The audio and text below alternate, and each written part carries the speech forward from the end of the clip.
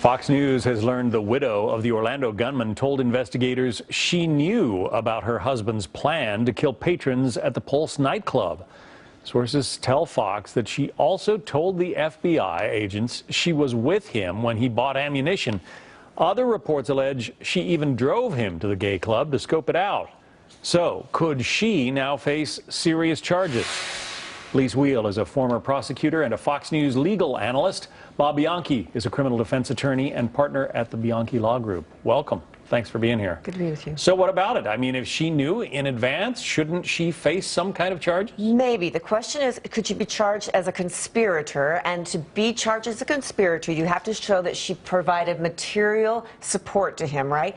If she was just in the car and went to Pulse or went to downtown Disney and didn't know why they were going there, learned after the fact they were going there, that would not be enough to charge her. But if she was driving in the car and was with him or drove the car, drove him to Pulse and knew exactly why they were going there, i.e. to scout it out, that could rise, definitely could rise to the level of material support. She's driving him, that's transportation, bringing him there to Pulse, knowing for the reason they're going. That could rise to the level of being material support. That could be a co-conspirator. Bob, you agree?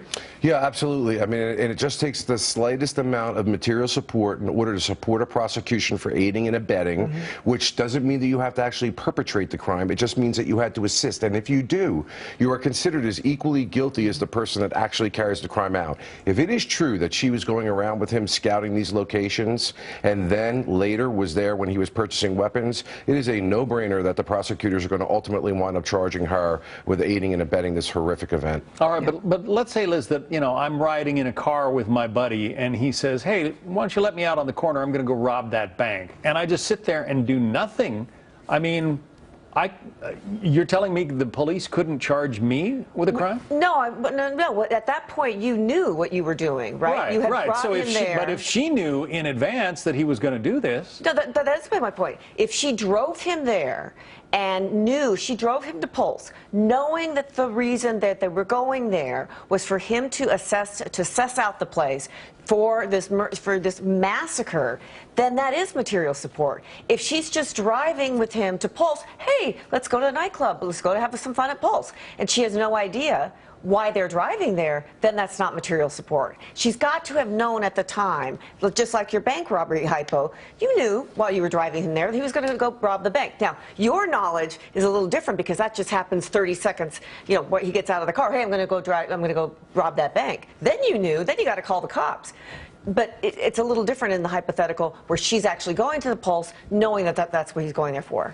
Yeah, John, you bring up a really, really good question that happens often. Many times in the commission of a crime, a person doesn't know, but then eventually they stay there and assist in the getaway, because you can also aid and abet after the fact of the crime. Accessory if you after harbor, the fact. you conceal, or if you help in the escape plan and getaway and fail to report. All of those are separate crimes that can make you equally responsible for the act, even though you didn't know it was going to happen beforehand. I imagine a lot of this depends on the information they're getting out of her right now. Right. I'm sure as a former federal prosecutor, you had a lot of conversations about how hard do we lean on this person before we charge them. Exactly, because here's not what you want to do as a prosecutor. You want to get all the information you can possibly get from her and to try to get, because Bob and I were talking about this, how many other people were involved. So you want to get all the information you can from her now in the hopes that you're going to lead to other people, other investigative material, and you're also going to say to her, look, if you talk to me now, if you give me all this other information leading me to other people, things are going to go a lot better for you. If you don't,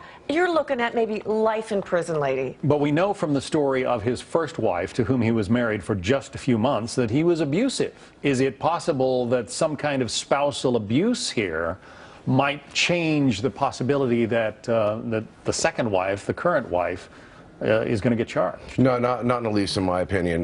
That defense is not something that is recognizable in the law. She was a willing participant in this. It may be a mitigating factor that prosecutors look at in making the decision to charge or not charge. But I agree with Lise. I don't think it's going to be a mitigating practice to charge or not charge. I think they'll still go ahead and charge. Maybe mitigating at sentencing. Agreed. Maybe at sentencing, the judge will say, oh, you know, she had a hard life with him. Maybe take some time off of that.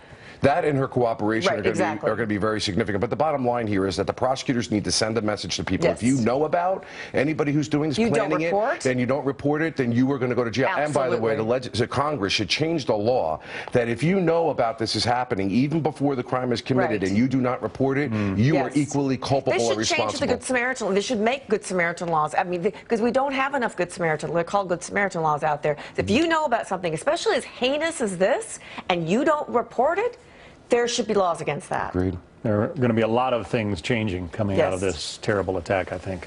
Lisa Wheel, Bob Bianchi, thank you both.